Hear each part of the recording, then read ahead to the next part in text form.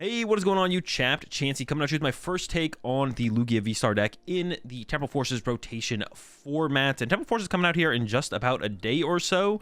So if y'all need any codes so you can get some credits on PTCG Live to build all of the new Temporal Forces deck, well, as always, PTCGL Store has got you covered. Check them out over at ptcglstore.com. They got more than enough codes for the codes you need to get the credits you need on PTCG Live. Check them out, ptcglstore.com. Link, of course, will be in the description, and you can use code AzulGG over there as well to get yourself a discount. All right, let's jump right into these first couple Pokemon here because, yeah, simple, straightforward. Of course, we got the 4 Archeops, the energy acceleration engine of the deck. You need those. I'm currently rocking a 3/3 Lugia VSTAR. If anything, I'd maybe go to a 4th Lugia V, but actually, I would honestly prefer, in a lot of situations, to open up with a Minccino than the Lugia. So I've actually opted here for the 4 Minccino in the deck, because Minccino really is like the main attacker in quite a few matchups. So being able to get down double Minccino, especially after we've maybe opened one or our opponent's taking an early prize card on a Minccino, is super important. Also, the call for family on the Minccino, search your deck for up to 2 basic Pokemon and put them onto your bench, is super strong as a turn 1 attack going second. Of course, there's the Read the Wind on the Lugia V as well, but yeah, the call for family is better in some situations. And even if we open up the Lugia or the Minccino, we'd rather get into one over the other. We do play 4 Jet Energy in here as well, so we can get into the Call for Family if we open with the Lugia, or get into the Lugia for the Read the Wind if we open the Minccino. But the biggest thing is just like, yeah, getting 2 Minccino in play is super important. That way our opponent can't just like lock us out of Minccino on our next turn. And if we open a Minccino, if they get that as their first knockout, having follow-up Mincinos after that, or double Minccino after that, to be able to make sure we can follow up with some Minccino attacks at some point to get ahead in the prize trade is super important, because the main attacker in the deck, and the thing that gives us like win conditions overall, is the Minccino in most of our matchups.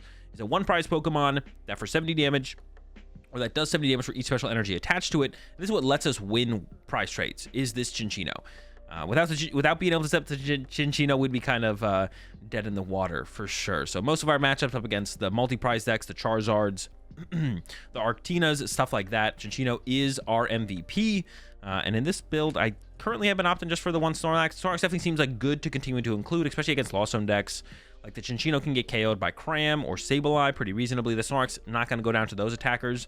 So a little bit beefier of attacker up against Lost Zone stuff seems nice. So I have 1 Snorlax in here still. And then, of course, we have that 1 Lumineon in here for some added consistency to the deck overall. So that's my Pokemon lineup. I could see adding another Lugia V. I could see adding the Snorlax. And there's another Pokemon that we'll talk about towards the end of the video that I don't currently include in my build, but I really like the idea of it. I just don't know if it actually makes sense in the matchups that you'd want it for. And we'll talk about that at the end. 2 Professor's Research for the supporters, 2 Iono. And there's only 2 research in here. That's because we're making room for a heavy Serena count. And I actually really like the idea of Serena in this deck. So one of the things that happens with this deck is, well, we end up with hands with a lot of energy in it, because we play 17 energy cards. And we need to get our Archeops into the discard pile early on aggressively. And research can do that. The problem is it comes at the cost of discarding everything else in our hand, not just the Archeops, which is where the Serenas come in, to be honest.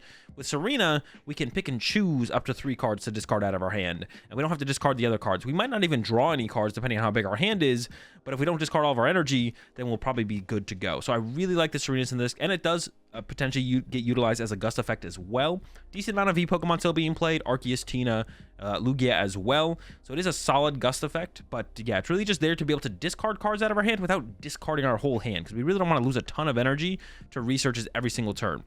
We do play some researches still. The 2 research, like I said, 2 Iono, 3 Serena is what I'm currently at.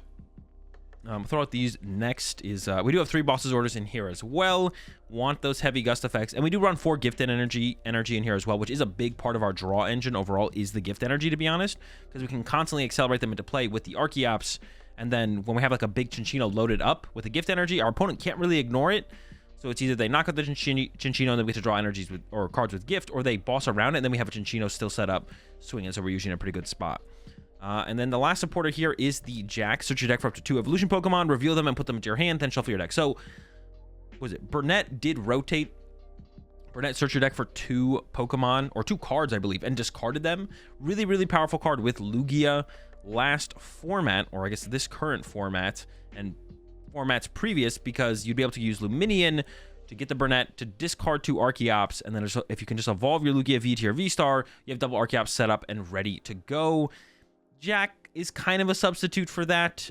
It does a little bit more than what Burnett did, but overall I would definitely say Burnett was the better card, and we would be playing it if it was currently in the format. Instead, we have to kind of settle for the Jack, which is okay. We can find evolution cards, and then we can discard them through, like, potentially read the wind. Like, we could use turn 1 Jack, get 2 Archeops, read the wind, one of them away, plus get a Lugia VSTAR. We can get Lugia VSTAR with this and then evolve it. Same thing with the Chinchino. So we can find evolutions and get them into play instead of just discarding 2 cards from our deck. So it does have a little bit more utility, flexibility than something like the Burnett. The Burnett was just kind of locked into discarding cards out of our deck. And if we didn't have any Archeops left in the deck, we could still thin out our deck with it as well. But yeah, overall, we definitely would prefer the Burnett. But Jack is still nice, a nice substitute. Better than nothing, basically. If we have like double Ultra Ball in hand, we can Ultra Ball once for Luminion, get the Jack, play the Jack, get the double Archeops, Ultra Ball both Archeops away, and then go get a basic Pokemon, or like our Lugia V-Star for next turn or something like that. For Pokemon search cards in here, I do have a lot. So this build, super straightforward. Basically just trying to maximize the power of Lugia plus Chinchino. So there's nothing too crazy in here. I got the 4 Ultra Ball. I got 4 Capturing Aroma because we need to find Archeops. Finding Archeops is like the thing we're trying to do. If we can find Archeops, we feel like we're in a good spot. If we can't find Archeops, that's where things start to fall apart. So I've got the 4 Capturing Aroma, and on top of that, I also have 4 Great Ball and a Master Ball. I know some of you are thinking, Azul, isn't that overkill on Pokemon Search? And my answer is, I've actually played a couple games now of the expanded format, mostly with Lugia. And it feels good. It feels good to be able to like find our Pokemon really aggressively, set everything up. We not only need to find a Lugia V and then get the Archeops in the discard pile, we need to get Minchinos down, sometimes multiple, to play around Boss KO on our lone Minchino. And we gotta find the Chinchinos after that. So all this Pokemon search has felt pretty good, but there's definitely a little bit of flexibility here, I think. I think we could cut back on the Great Balls, maybe 1 or 2, something like that. We're also pretty heavy on the supporters. Maybe a Serena could come out. So we do have some flexibility here, but being straightforward and consistent sometimes is the most powerful way to play attack. Tech cards are sometimes not the answer to getting your best effective win rate out of an archetype. For the energy, nothing crazy here compared to what most of y'all have been probably building, playing with, or seeing in other builds. You got the 4 double turbo, and this is actually where I think we could maybe make a cut, would be in the double turbo energy, to be honest, because I only got the 1 Snorlax in here. Lugia does like double turbo, but depending on like if we're trying to KO like an early V Pokemon or something like that with the Lugia, we don't even want double turbo on the Lugia, and the double turbo can get a little bit awkward on the Chinchino depending on what we're trying to knock out later in the game. So cutting back on double turbo by 1, I actually wouldn't be completely opposed to. Of course, I think I would just put another special energy in the deck. It would just be a non-double turbo. All right, 4 jet energy, give us some mobility with our Pokemon. Of course, we got the 4 gift energy like I was talking about earlier. This is kind of like the draw engine of the deck. If we have Archeops in play, they can consistently find special energy out of our deck. We can consistently put gift energy in play on whatever our biggest threat attacker is in play. Our opponent probably wants to KO our big threat. They KO our big threat that has a gift energy. We draw cards, repeat, right? 4 gifts. I got 2 Misted energy in here currently. I could see going quite a bit higher though on this, depending on how much of a problem Sableye is. Because theoretically, we could set up like a bench that has like 2 Minchinos, and we could get like a Mist energy on each of them to protect us from Sableye, and then get them into Chinchino so we're protected from Greninja. So it depends on like what kind of Lost Zone decks are popular and what they can attack with. But more Mist energy to potentially protect from Sableye could definitely be a thing. And one of the cuts would maybe be one of these V-Guard energy. I'm currently rocking 2 V-Guards.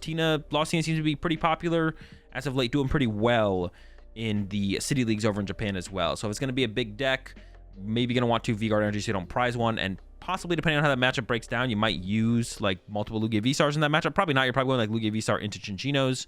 So protecting our Chinchinos from stuff like Sableye and Greninja is probably going to be a little bit more important. I don't know yet though for sure, but I have 2 V-Guards in here, but I could definitely cut a V-Guard for a Mist, or I guess maybe a second therapeutic energy.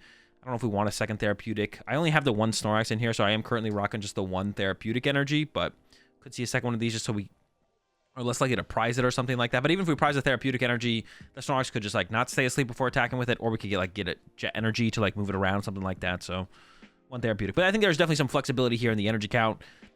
Could go down to 3 double turbo. I could even see going down to 3 jet, although I don't know what I would want to cut a jet for over, what I would want to put in over a jet energy. I don't know what that would be. Definitely keeping the 4 gift. That's the only one for sure I would keep 4 of, is the gift energy. But I think there's a little bit of flexibility in the double turbo, the jet. Mist, I don't think I'd go to less than 2 Mist, I guess, as well. The second V-Guard, whatever. Definitely want 1 therapeutic if we're keeping a Snorlax in, but if we do end up cutting the Snorlax, we could cut the therapeutic as well. And that is 60 cards, But the last thing I'll talk about here that's been popping up in quite a few lists over in Japan, when in city leagues and stuff like that, is this Noivern EX with a covert flight attack. During your opponent's next turn, prevent all damage done to this Pokemon by attacks from your opponent's basic Pokemon, or from basic. It just says from basic Pokemon. Does that mean your own basic Pokemon as well? I mean, it's going to mostly be your opponent's from basic Pokemon. So I guess maybe it could be yours. No, but if it goes to the bench, it should remove the effect. Yeah, from basic Pokemon. From basic Pokemon. Prevent. I guess it says during your opponent's next turn. So it better be your opponent. I guess it could somehow be your basic Pokemon. I don't know how it would be your basic Pokemon. All right, I'm going to stop talking about the wording of the attack. Noivern EX for 2 colorless energy, 70 damage. Now we can't use the second attack. We don't have the ability to actually attack with Dominating Echo. So it's all about the covert flight. 70 damage, can't be hit by basics. This is really good against Lost Box decks, and also very strong against the Turbo Future Hands type deck, whatever you want to call that deck. The Future Hands deck, that's what I've been calling it, Future Hands. Very good against that because you can't be hit by basics. And then up against like Lost Box specifically, you could attach a Mist Energy to your Noivern, and then not only can they not hit you with any of their heavy hitting Pokemon, they can't Sableye you, and they can't use Roaring Moon as well with the Frenzied Gouging. Frenzied Gouging can't knock you out. They can't hit you with Sableye. Basically, the Noivern is just invincible. I guess they could like pull off some kind of like Iron Bundle plus Prime Catcher. I think this card is mainly in the deck for the Future Hands matchup more so than anything. But it's definitely an interesting potential tech. I would have to like test out those matchups first to know if I actually think this is worth the inclusion. How much of an edge does it give us up against those mainly basic attacking decks? If it is a pretty big edge, I could definitely see trying to include a 1/1 of this or a 2/2. I've seen like all the lines of this in the builds from Japan. I've seen 1/1, I've seen 2/2, I've seen a 1/1 with a Salvatore, where you search your deck for a Pokemon that evolves from a Pokemon that doesn't have an ability. So you could get out like a turn 1 Noivern EX with a double turbo energy, or it allows you to put it in play in 1 turn potentially. You would have to put Luminion in play to get the Noivern, to get the Salvatore probably, to then evolve your Noivern. So I don't know if that's worth the trade-off, but it's interesting at the very least. Cool tech card. Is it worth it? I don't know. I have not tested it against I've not played enough of Lugia against the matchups where it could be good to know if we need a tech. And then from there, I'd have to test out the tech and see if the tech actually does what we want it to do. For right now, I'm rocking this straightforward 60. Sick, feels smooth. Like I said, I've actually played some games with this Lugia build. All the other decks I've shown you so far on the YouTube channel has been first take, 0 games. I've actually had a couple games with the Lugia build, and yeah, it's felt pretty smooth so far. So Lugia definitely seems like a really big threat in the format, in the meta, as long as 2 prize decks are a big deal. As long as that's like a big deal in the meta. It seems like Lugia comes out ahead against stuff like the Arctinas and the Charizards and stuff like that. Just the prize trade is just too favorable with the Chinchino. So yeah, Lugia's definitely gonna be a powerhouse if 2 prize decks are around and the top dogs in the formats. Let me know what y'all think about the build. I'll be coming at you with a couple more builds, a couple more first take builds here as we're getting into the first couple days of Temporal Forces on PTCG Live, and I'll catch y'all in the next video.